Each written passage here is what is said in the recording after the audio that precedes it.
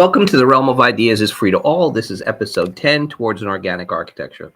So this was a series of talks that I've been giving, ruminations as it were, about my ideas as relates to what I do as an architect and as a researcher. So they started, I think, let me check the first one. It was December 1st, 2024. And that was the operation of the metaphor. We talked about the metaphor as an operation. We talked about it as an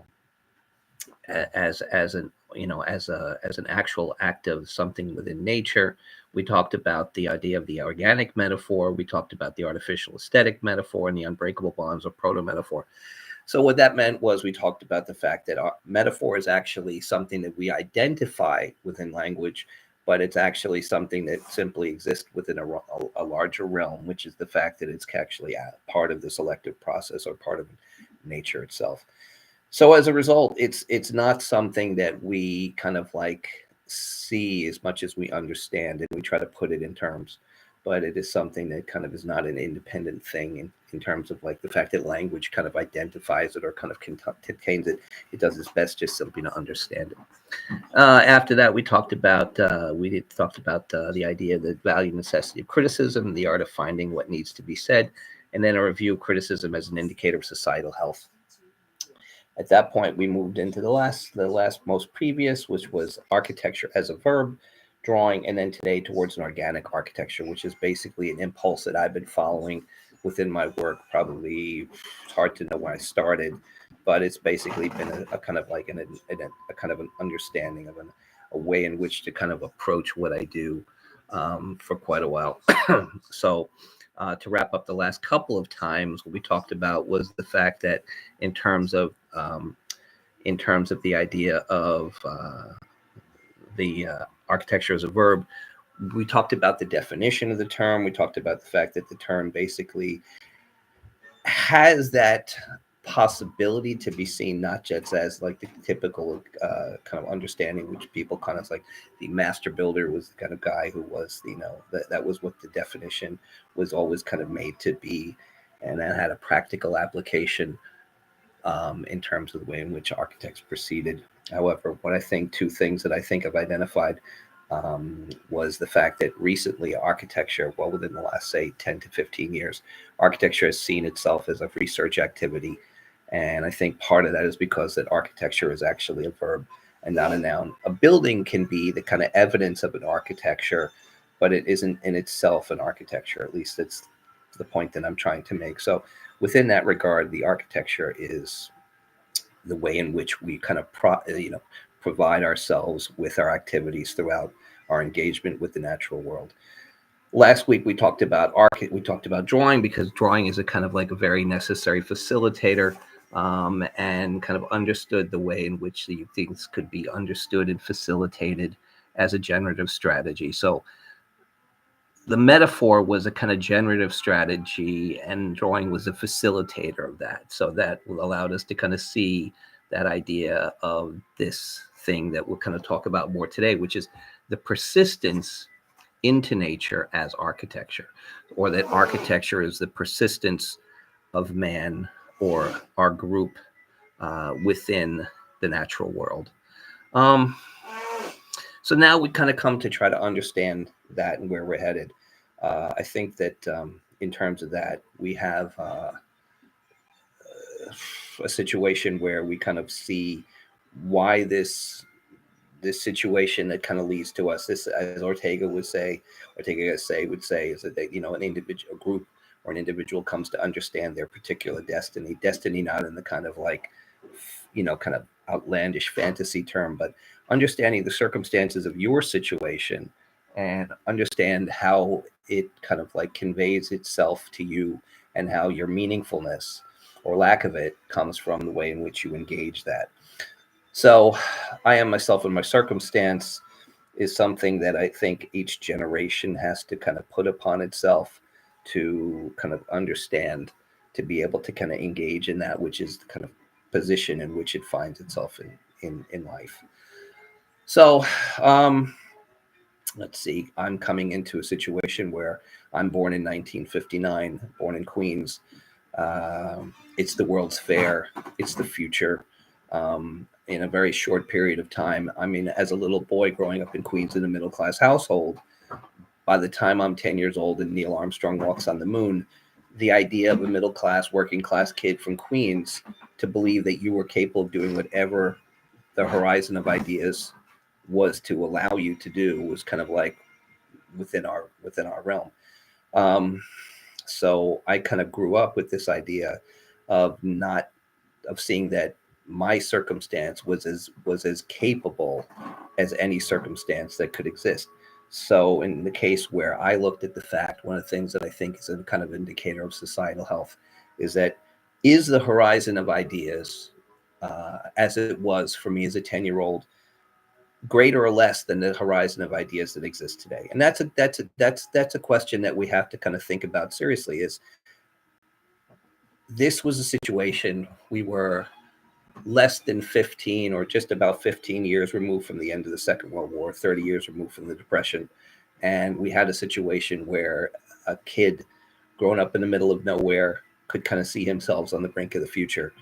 Uh, Kennedy Airport was being constructed as a kind of great international airport for New York City. Like I said, the World's Fair was taking place, and rocket ships and rocket cars and the house of the future, the car of the future, flying cars. There was no real limit to what you could think about in terms of what the possibilities were. It was like the space race was in the middle of itself. The kind of Cold War was in the middle of itself, and we were looking at the circumstances as regards the situation with the Soviet Union. So by the time I was 10 years old, like I said, Neil Armstrong walked on the moon, and we had actually, for the first time, not a king, not a uh, politician, but an astronaut, which was a term for kind of like an engineer, technical person, was actually the person who was, like Columbus, the first person to set foot on new lands. And not to conquer as much as to kind of obtain, the capabilities that would allow us. I mean, the still question is like no one has actually kind of conquested the moon. And, the reality was we haven't been back since that time. And I kind of like don't see that as an indictment of the individuals who sought for that. I see that as an indictment of as the nation lost its vision, lost its courage, lost its nerve, lost its will, lost its vision. And now we're basically crawling back to a place that we were capable of kind of standing firmly on in 1969, and now it's 2025.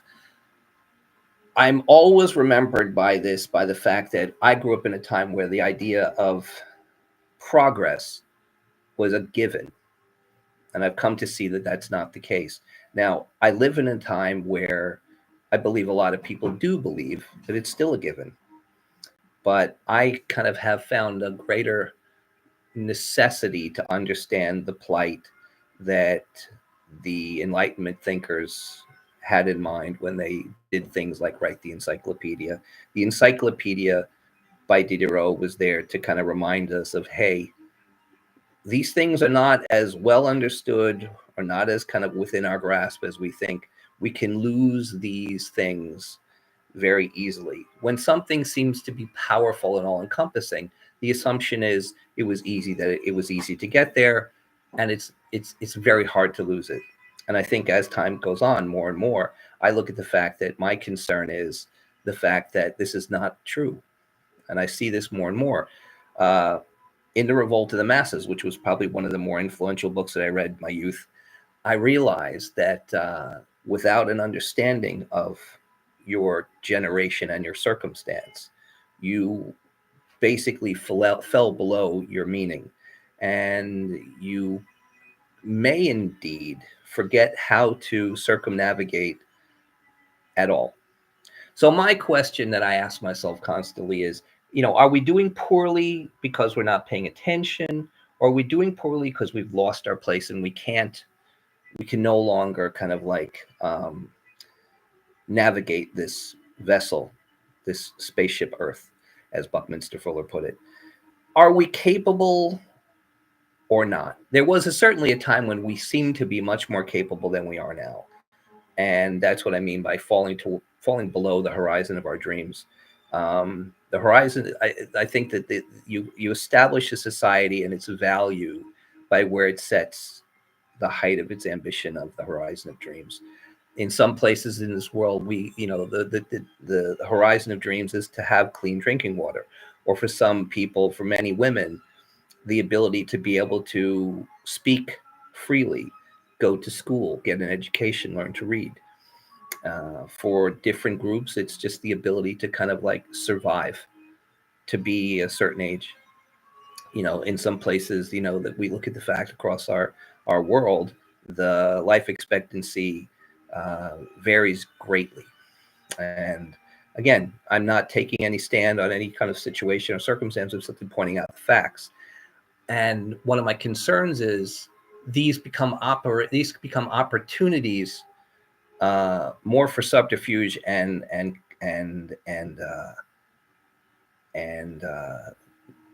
deceit rather than actual ambition.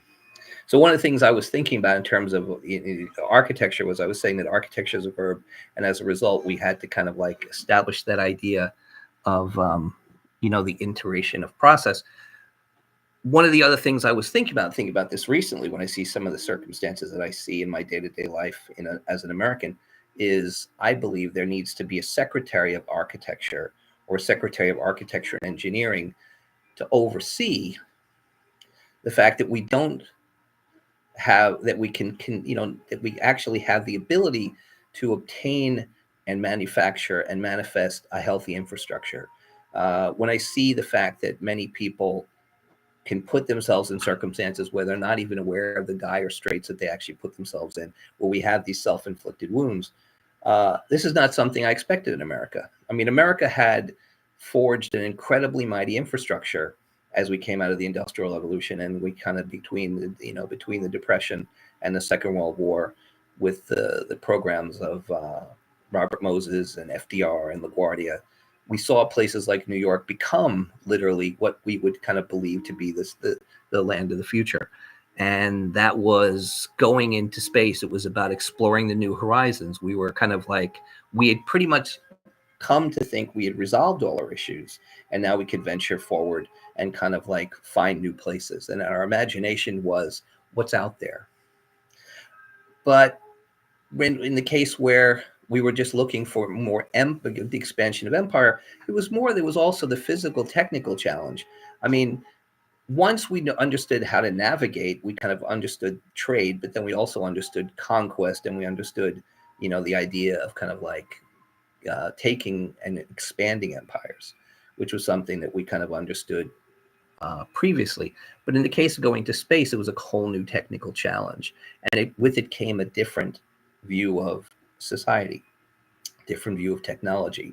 I mean, as I've mentioned before, one of the things that I think was very important was we were, in our time in the West, capable of understanding the proto metaphor or unbreakable bond between technique and reason, as opposed to the times previous or other circumstances where technique was related to superstition or religion or other things, where it wasn't capable of being able to self-assess.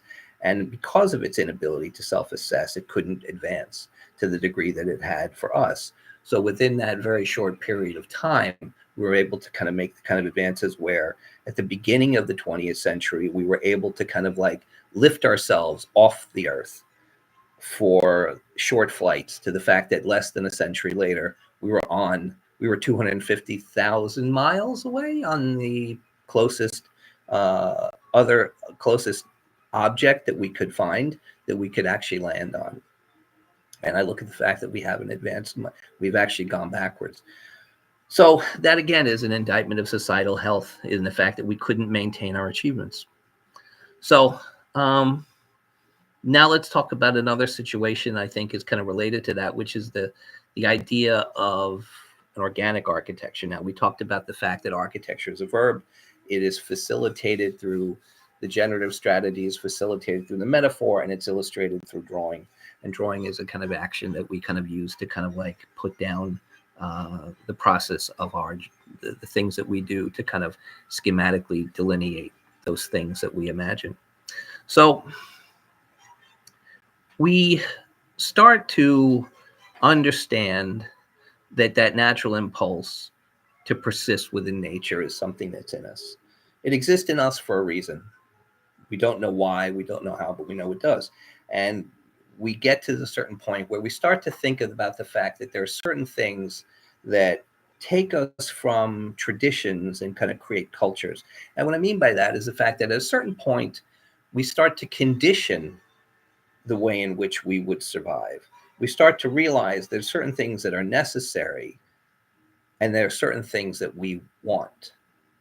So the thing is, we kind of find that in certain times, that desire for that thing that we want becomes so reasonable, so important to us that we condition our survival.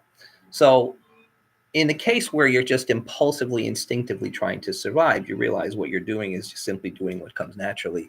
You're just, and you may not even be aware of it. In fact, in most cases, I mean, we know animals have consciousness to a degree. We've kind of overcome that idea of the fact that they only belong to instinct.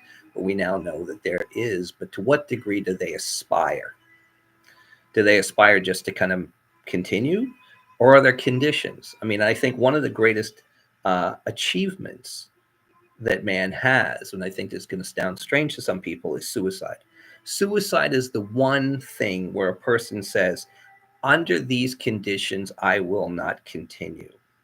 So it kind of flies in the face of that idea of the persistence. So I think the first architectural achievement of man is the understanding of the idea of suicide, in which we condition the life that we lead, and that somehow come to the idea of what makes something meaningful. So what makes something meaningful? Something becomes meaningful for this because it kind of sustains you in a way that isn't sustained simply by breathing, eating, going to the bathroom, and reproducing. So what is that? What is that for the individual? What is that for me? I know what I can say in regards to myself, but you have to find that for yourself. So again, that puts me back as a situation where a 10-year-old kid, I watched Neil Armstrong land on the moon.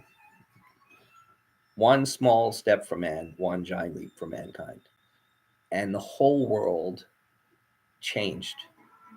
I realized I was going to be the first person to walk on Mars. Now, I'm 65 years old. I'll be 66 in a few months. I didn't fail my nation. My nation failed me. We lost our nerve. We lost our ambition. We lost our vision. Now, individuals have the ability to kind of like now step into the situation and kind of like become the ambitions of nations. It's a complex circumstance because the thing is, I believe that there were certain things that in societal kind of commune, you can basically assume that politicians have to keep the streets clean, keep the lights on, pick up the garbage, make sure that they kind of like we don't get overpopulated with stray dogs. Even though, a lot of people like dogs. I'm a cat person. I love dogs. Julie loves dogs, Australian Shepherds. And yeah, right, Australian Shepherds? I love Australian Shepherds. You also like the ones that have like the two different eyes. Huskies, yeah. I gotta like I like Labradors. When we got a chance to see wolves, I love wolves. I mean, wolves are so big, and they kind of. But the thing is, the great thing about them is they have that sense of the fact that even if they're caged, they're still animals. I mean, wolves are not domesticated. Domestication is something that I think is part of this is problematic, and that's something we'll go into. Human imperative. Domestication? Yeah. Well, I mean, it's interesting. One of the things I was going to talk about is that, domestication is not just something in terms of artificial selection that happens just with humans, in terms of breeding animals or breeding plants and things like that. Other organisms do the same. Oh, yeah. I mean, actually, one of the kind of, and this is, again, it's just the truth. In the concepts of slavery that exist in the organic world, there is selection in terms of what is cultivated among organisms that basically kind of like kind of confine and entangle other organisms within themselves for certain applications of their lives. So one of the things I think that I think kind of stops us from really understanding the reality or the kind of potential of an organic architecture is this kind of what I would call a Disneyfication of nature. We always kind of think of it as cute and cuddly, and it's like you don't cuddle with a polar bear. It's vicious. It exactly is. I mean, nature is an incredibly unforgiving landscape. Yeah. And the reason is, that's the kind of reality that we have to come to accept. I mean, there's a reason why things join the fossil record, and more things join the fossil record than don't. And the reason why you don't become part of the fossil record is because your ability to tap to circumstance.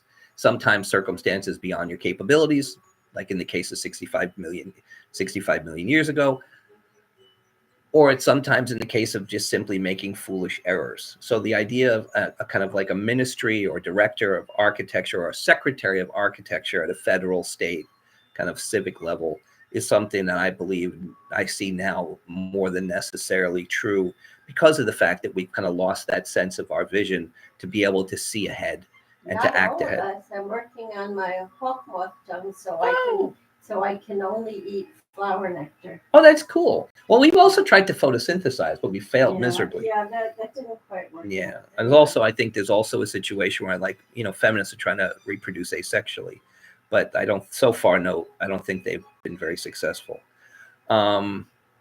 Anyway, so the idea is there's a sense of that natural integration of processes. When we look at other organizations, we look at other organisms, they integrate themselves within a web and a network of other organisms and other processes.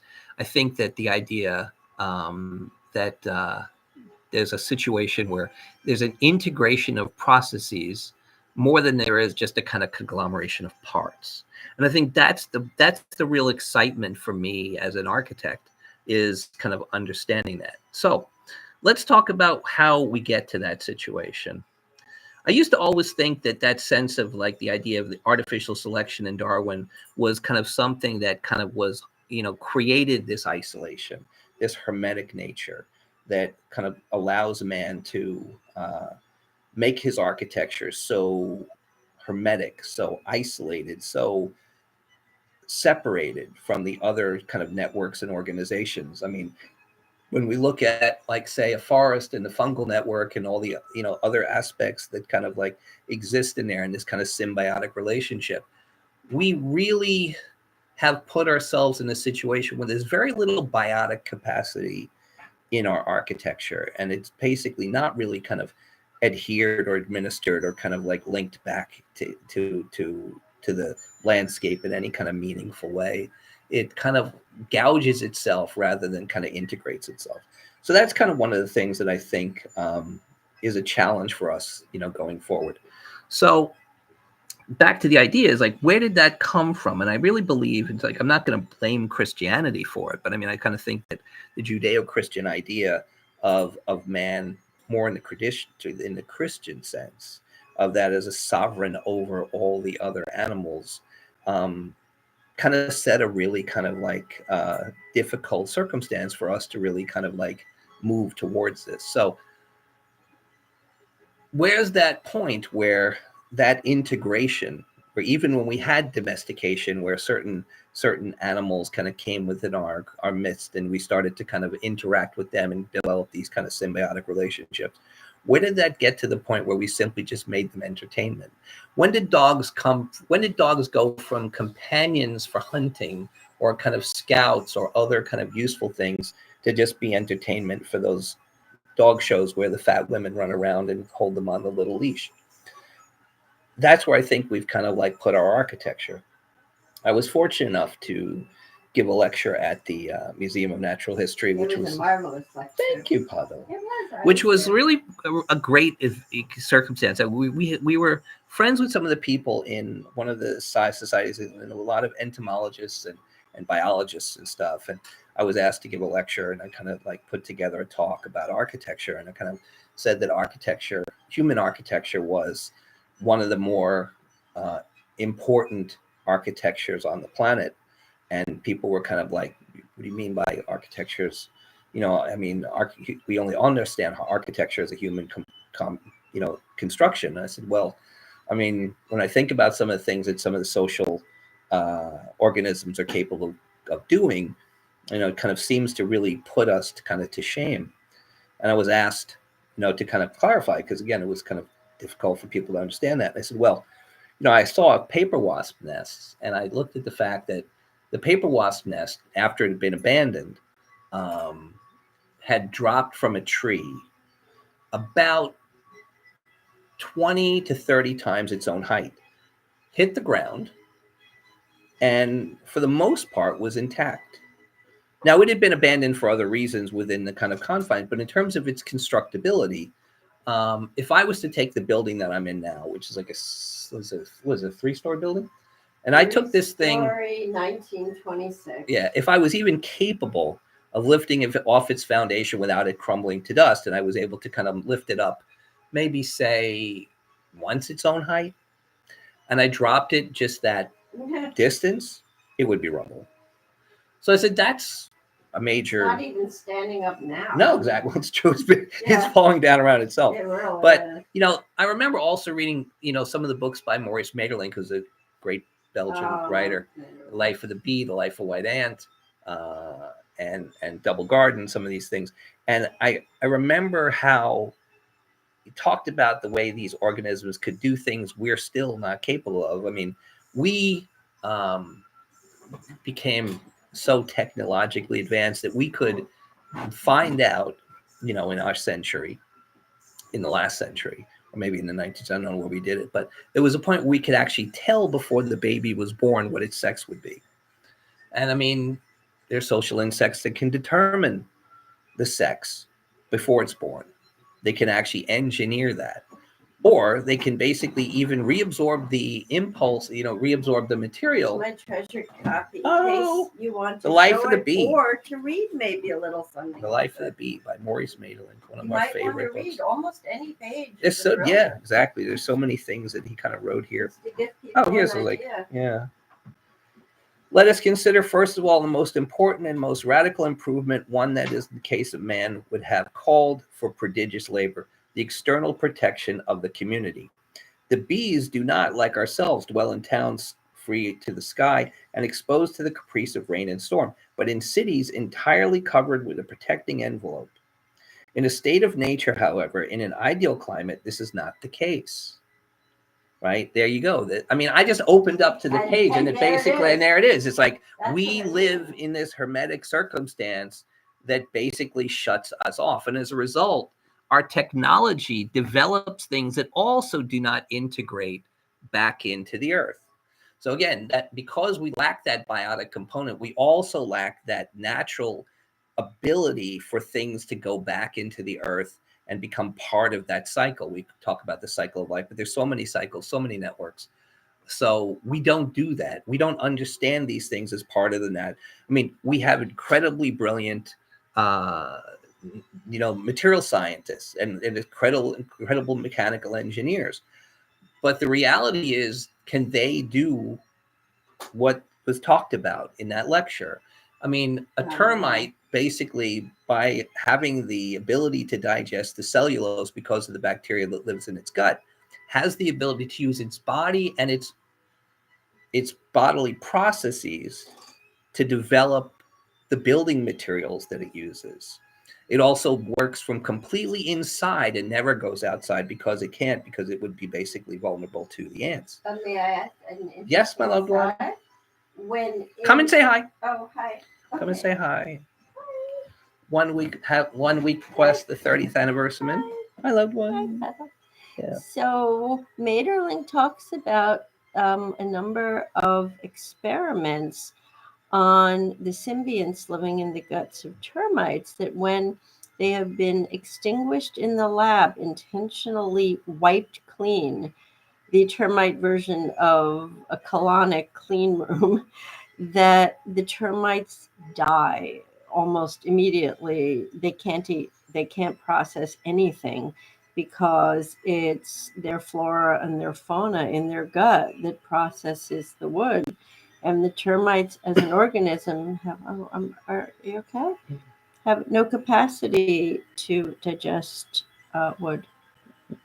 This is kind of reminds me of that the the Malvoisier kind of portrait by David. It's like I'm kind of like stumbling with fundamental ideas, and you kind of come in and just kind of eloquently, kind of like, oh, where's the double garden? Let's get I want to read the piece about the woman.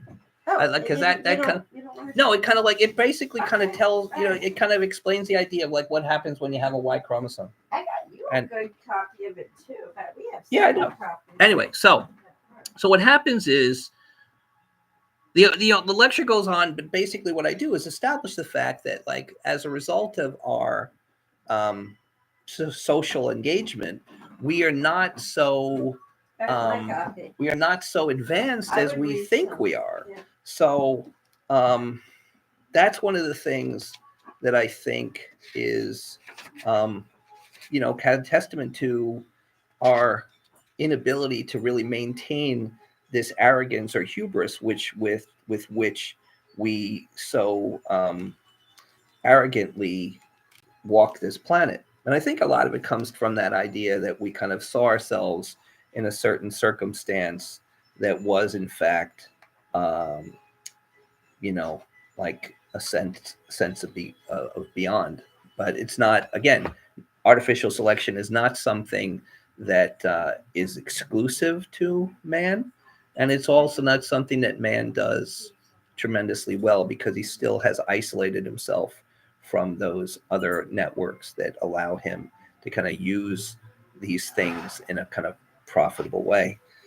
So the first section of Portrait of a Lady, he said the intelligence of the fair lady was like a diamond in a handsome setting.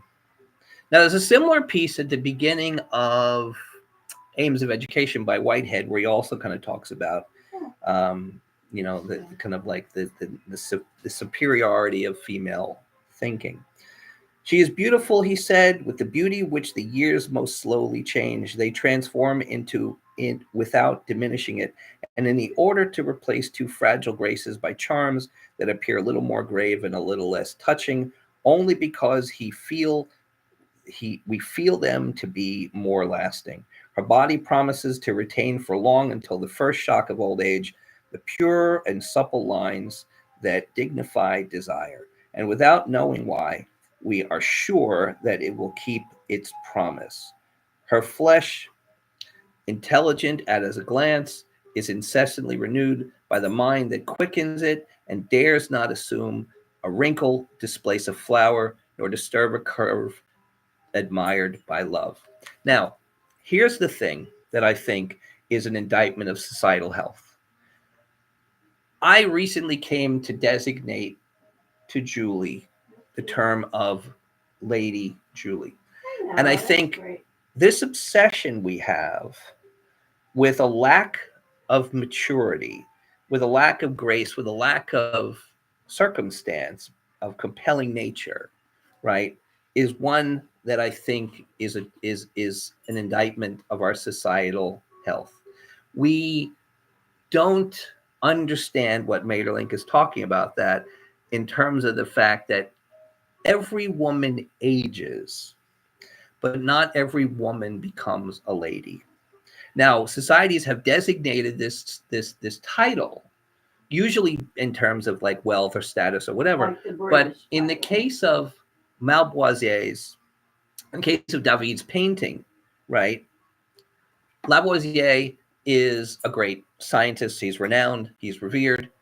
But his wife, who is actually kind of standing over him, like Julie was just standing over me, understanding to a much greater degree that which he is famous for, at the same time that she can kind of like play in this as if it was kind of like child's play, whereas for him, it's the height of his intellectual capacity.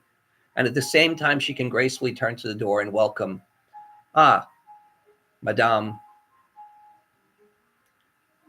enter our rooms.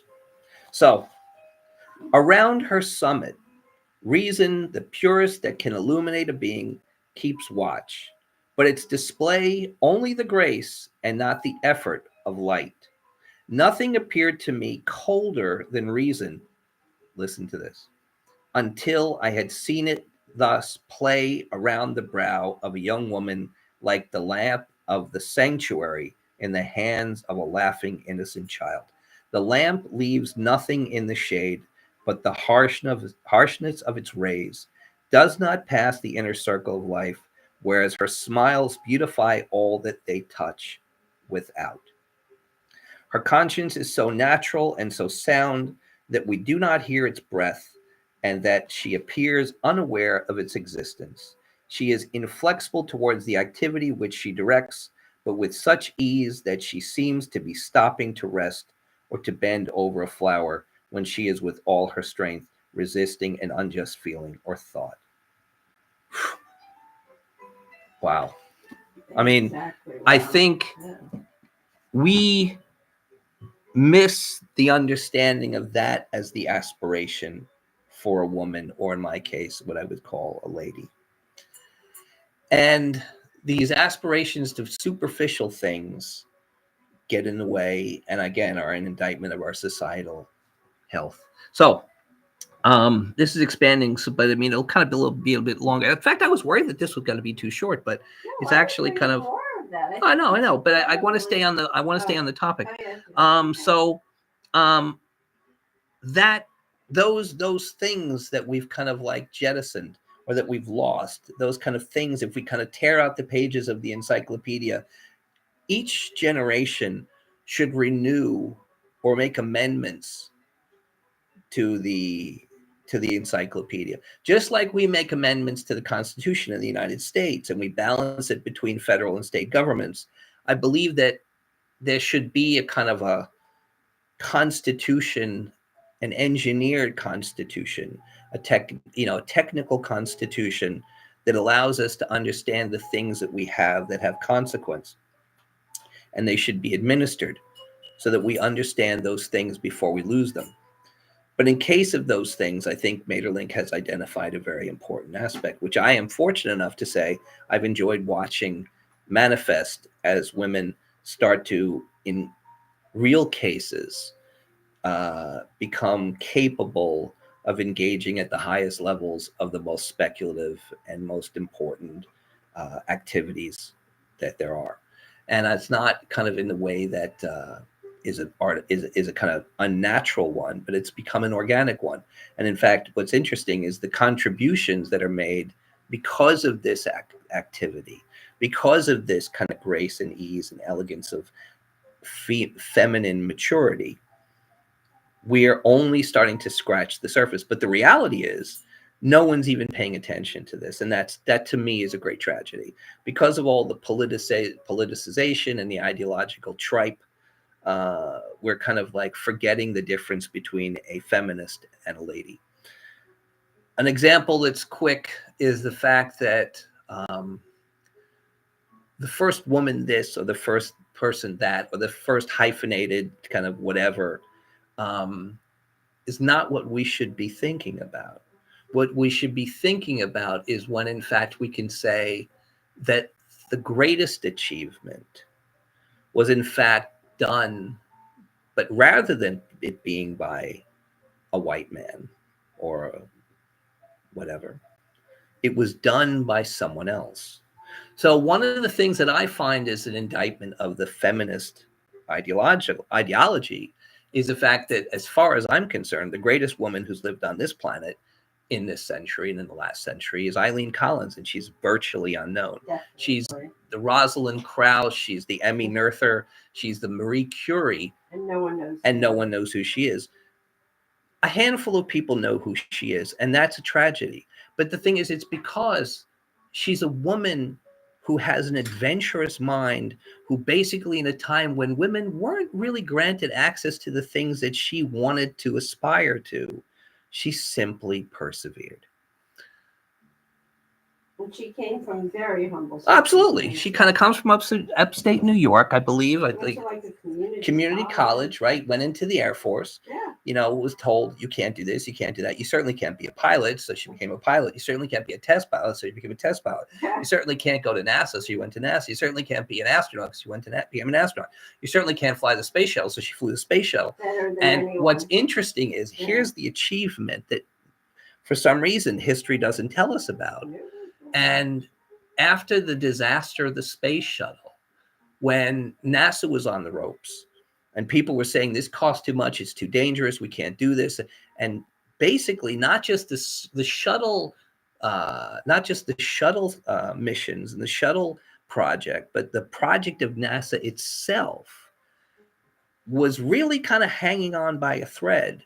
So what they decided was they needed to make sure that they could check the heat tiles on the shuttle before it came back to Earth. So they Which kind had of been incredibly dangerous. and absolutely. So they problematic. created this thing, I think it was called the roll pitch maneuver, where basically this glorified glider, which is the space shuttle, which has some kind of retro abilities. It's not basically it's not like a jet that flies. It's basically a paper airplane.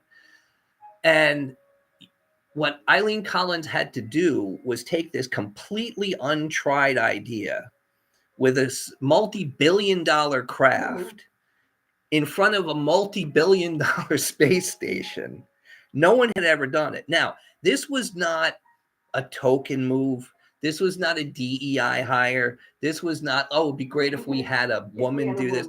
We needed the best person for the job. Yeah. And that just happened at the best person for the job. And again, these are all the people who were the other people up for this are like the alpha male of alpha male of alpha males. Fighter jock dudes are the epitome of alpha male reality. These are the guys who fly. Here's an idea. I remember hearing this guy. He was a test pilot and he was flying the was it, I think it was a Northrop flying wing. And he kind of like got into a thing. This was a technically very unstable aircraft. And as a result, he kind of got into a spin where he was spinning. Now the plane flies this way. It didn't have tails. So it started to flip over and over. Now, this guy's going, I don't know, Mach 1 point something, maybe more, which is like, I don't know, 700, 800 miles an hour. So now inside the cockpit, strapped in, he's now tumbling head over heels or backwards. Very, very fast. Now, at that point, most people pass out and die. At least they puke up, shit themselves, and they're done. This guy, right, this test pilot, he figures out, how do I stop this? So he actually has the ability during this circumstance to say to himself, right now I'm screaming, my eyes have popped out of my head, I vomited, I've shit myself, I've peed all over myself, and I'm passed out and I'm dead. And that's probably most people, right? But this guy has a presence of mind. It's like, you know what? I don't know how to kind of like get this back to control end over end, but I do know how to recover from a flat spin, which is going like this. So he's going like this. And he says, I can't get out of that, but if I can manage to get this into a flat spin, I can recover the aircraft. And he did. So this is the nature of the humanity and the reality of test pilots. These are the kind of guys, it's like, if you don't kill me, I will eat you. You know, these are the people, it's like, the only way to stop me is to kill me. So in that, people who should be running our government. Probably. So Eileen Collins was the alpha male of the alpha males. They said, Eileen, look, we need you to save the shuttle program. We need you to save the space station. We need you to save NASA. And she's like, sure, no problem. And she does it. Now, this to me is a great historical achievement. When we have women, and I tell you, oh, you know, girls should grow up with, you know, just like boys have Wayne Gretzky or Michael Jordan, or, you know, I don't know who girls have on their walls. Maybe it's like, you know, J-pop girls or K-pop girls or boy bands or whatever. Anna Netrebko and Alina Oh, that's Baranka. cool. Yeah. I mean, it's like, you know, again, like Kathleen Battle, or kind of like, you know, Jesse Norman, or kind of like Angel Blue, or, you know, somebody like that, or kind of like Anna Netrebko. Yeah. But Alina Baranka. yeah. But, you know, or like, there's so many. But the point is, I think there should be like there should be an Eileen Collins T-shirt, an Eileen Collins bobblehead. There should be an Eileen Collins like poster. I mean, it's like Eileen Collins is like, I mean, I get choked up just thinking about the fact that this person, who is this slightly built, quiet person, is an absolute monster, but nobody knows her name because She doesn't fit the profile of what people want. So the thing is, like, we want a woman, but we want a woman who does it this way and that we can control, You know, because a we need, celebrity, of right, course, yeah. we need a gatekeeper. We need somebody who can basically kind of like not be threatening to us, so we can basically kind of have them, you know, as our kind of control animals. Sorry, I was just throwing in. No, it's true. So anyway, I think as a result that, let me get to the kind of basics of what this is, because I mean, this also relates to what we're saying, is that in American architecture, there is the circumstance of an impulse for an organic architecture. It's not something I invented. I think that, you know, there was also European impulse. There was, you know, I believe that one of the greatest flowerings of an organic impulse desire towards in architecture and in so many different fields was the Art Nouveau. I believe that Gaudi had an organic impulse. I believe that the great, yeah. No, I mean, anytime I tell a story about Eileen Collins, it gets me choked up.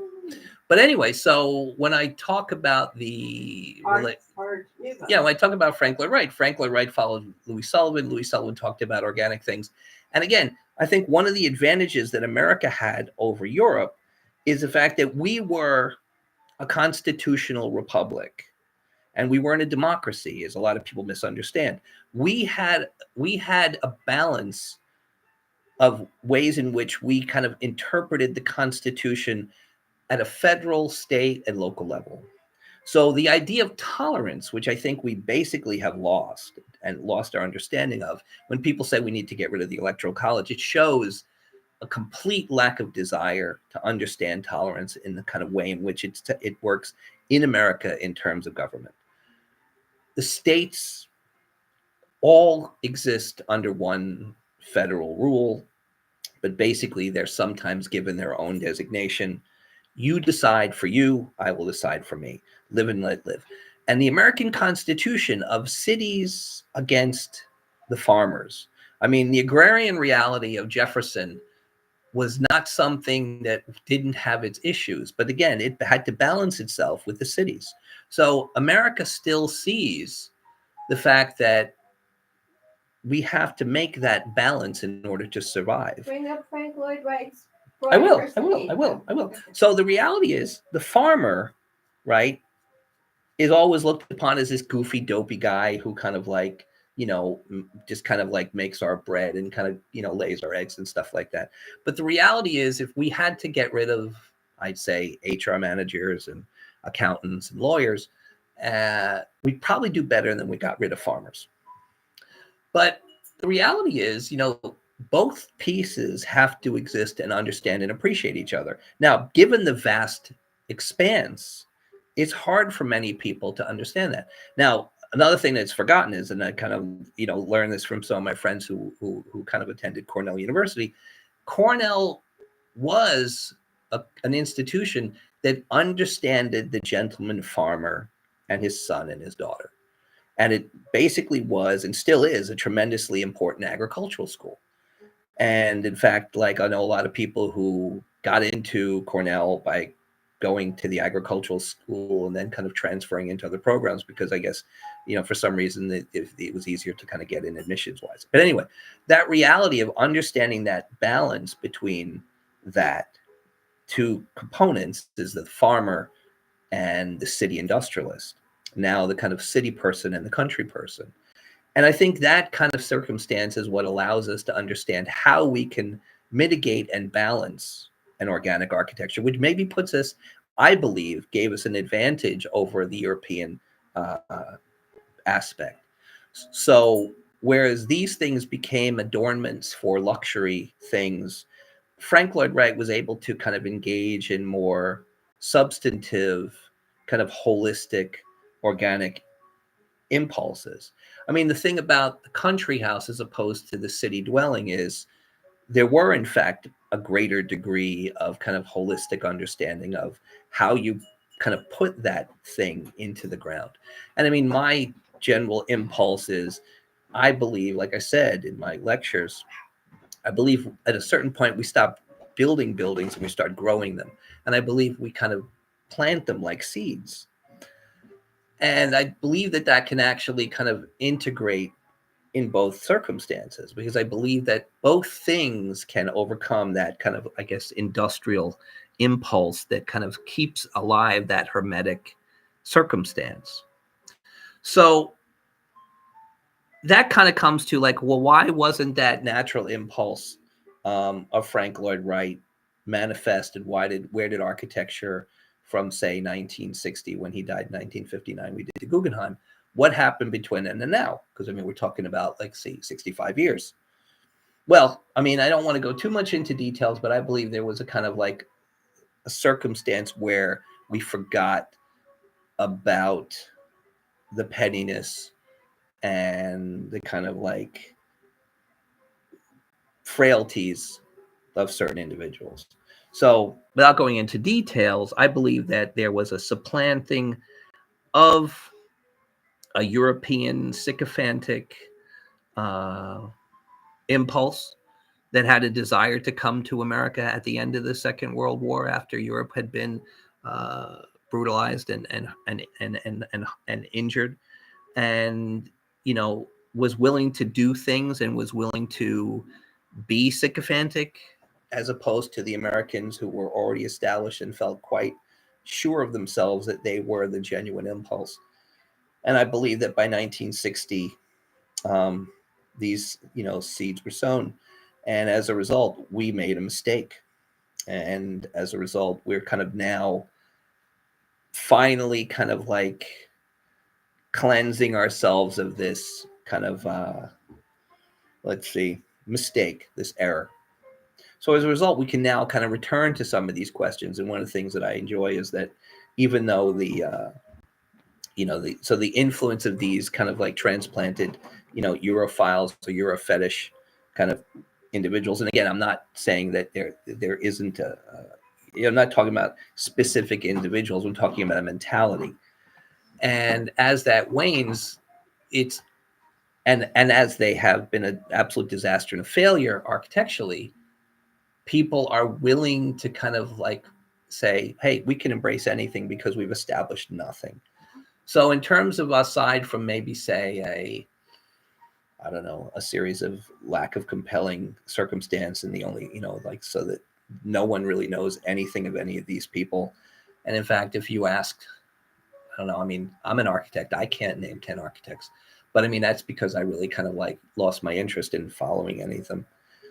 And I think that was because I kind of saw as if, like, when I left academia, and this will be something we're going into the next kind of couple of weeks, is I just didn't see any reason to have any interest in it.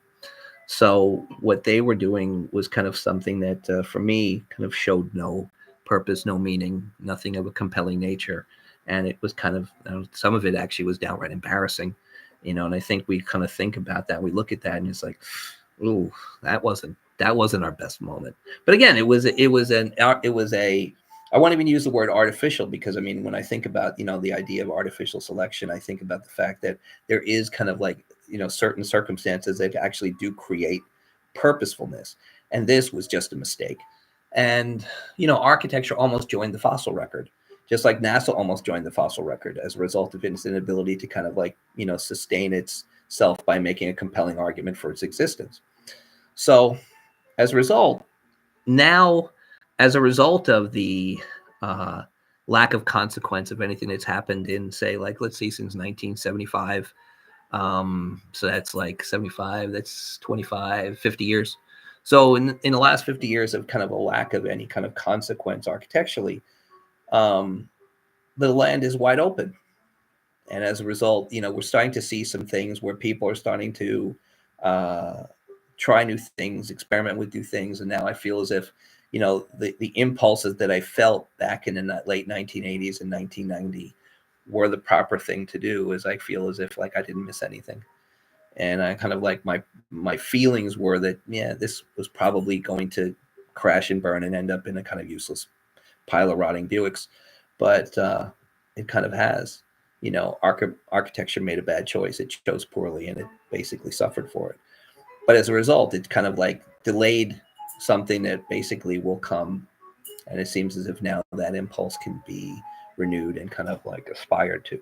So we've got a long tape. Oh my God, 55 minutes. Almost did an hour. This is ridiculous.